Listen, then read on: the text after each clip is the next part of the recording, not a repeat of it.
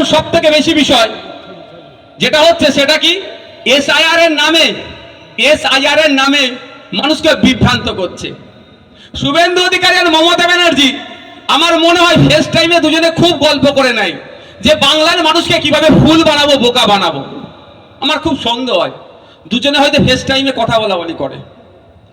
একজন কি বলছে, 1.5 কোটি রোহিঙ্গা ভারতবর্ষে পশ্চিমবাংলায় আছে, তাড়িয়ে দেবো বলে আমার হিন্দু ভাইদের মন পেতে চাইছে। আর অন্যজন কি বলছে, এসআইআর হতে দেব না বলে মুসলমান ভাইদের মন পেতে চাইছে। আমি দুটোরই উত্তাপে এদের ভণ্ডামি আমি আজকে ফাঁস করব।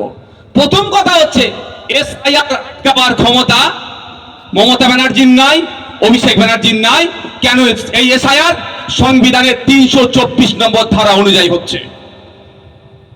এবার প্রশ্ন, এসআইআর এর যে পদ্ধতি সেটা চ্যালেঞ্জ হয়েছে অলরেডি সুপ্রিম কোর্টে।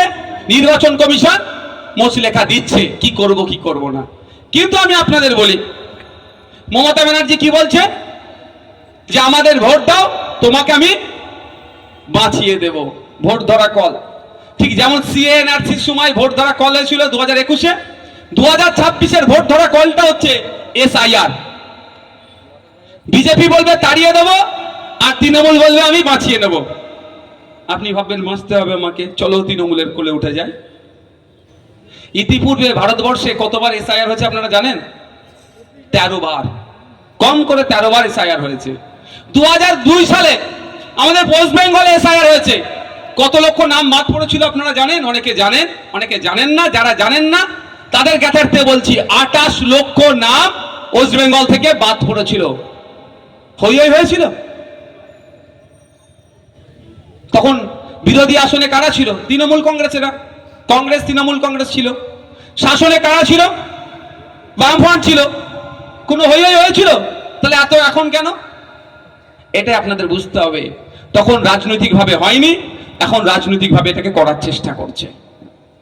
আর একটা কথা বলি, শুভেন্দু বাবু বলছেন 1.5 কোটি রোহিঙ্গা নাকি পশ্চিমবাংলায় আছে।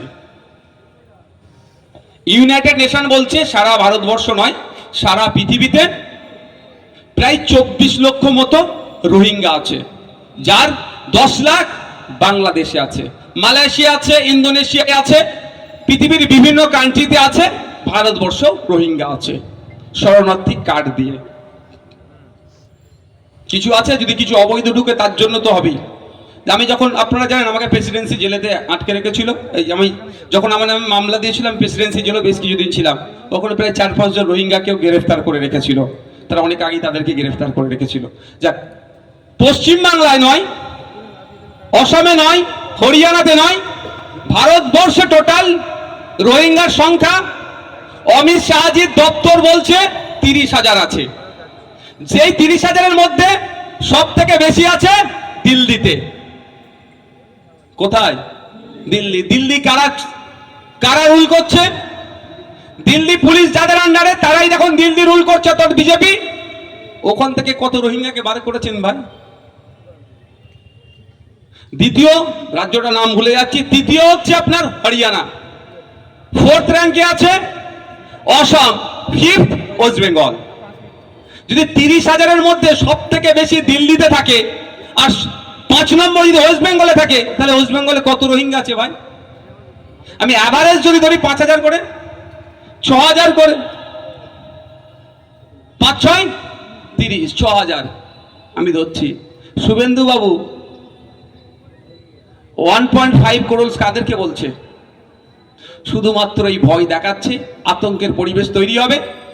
আমার এক শ্রেণীর মানুষকে বলবে কি, এই বিজেপি আসলে এদেরকে সব জব্দ করে ফেলবে।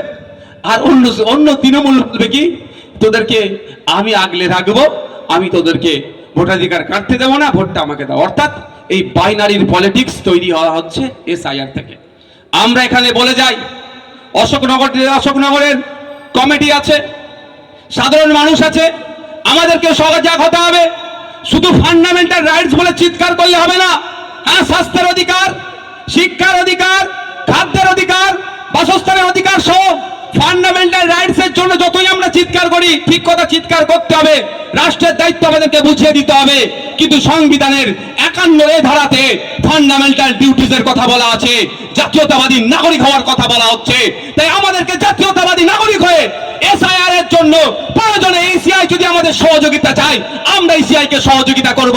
আমাদের পাড়ার যাদের ডুপ্লিকেট নাম আছে, 3বার 4বার করে নাম আছে, তাদের নাম বাদ দেওয়ার জন্য আমরা সহযোগিতা করব। মৃত ভোটার, ভোটের সময় দাদুরা ঠিক কবরস্থান থেকে, শ্মশান থেকে উঠে টুক করে ভোট দেওয়ার চলে যায়। দাদুদের সাথে আমাদের দেখাও হয় না। 5 বছর ছাড়া ছাড়া দাদুরা আছে, টুক করে ভোট দেয়, শ্মশানে চলে যায়, আবার টুক করে ভোটে কবরস্থানে চলে যায়। এগুলো বাতিল করতে হবে না? রেস্ট নেওয়ার যাই কোথায়, রেস্ট নেও না কবরে গিয়ে, শ্মশানে গিয়ে। কেন কষ্ট করছো আমাদের জন্য? কি গো ভাই, অসুবিধা হবে নাকি? আরে 10 বছর 15 বছর বাপ দাদু মারা গেছে, তাদেরও ভোটার লিস্টে নাম আছে, ওটা বাতিল করতে হবে না? আপনি অশোকনগরে বাড়ি, অশোকনগরের ভোটার, এখন উঠে গিয়ে রাজারহাটে ফ্ল্যাট নিয়েছেন, ওখানে ভোটার কার্ড বানিয়ে নিয়েছেন, একটা ভাই বাতিল হবেই। আপনার আমডাঙ্গাতে বাড়ি, বিয়ে আপনার স্ত্রীর বাড়ি আমডাঙ্গাতে, আপনার অশোকনগরে স্ত্রী বিয়ে করে আপনি নিয়ে এসেছেন অশোকনগরে, ওই স্ত্রীর ওখানে 18 বছরের ঊর্ধ্বে ভোটার কার্ড ছিল, এখানেও বানিয়েছেন, ভাই একটা তো বাতিল হবে ওখানেরটা। এতে অসুবিধা কোথায়? আমি এই বিষয়ে আর একটা উদাহরণ দিয়ে শেষ করব, কারণ অনেক কটা বিষয়বস্তু আছে।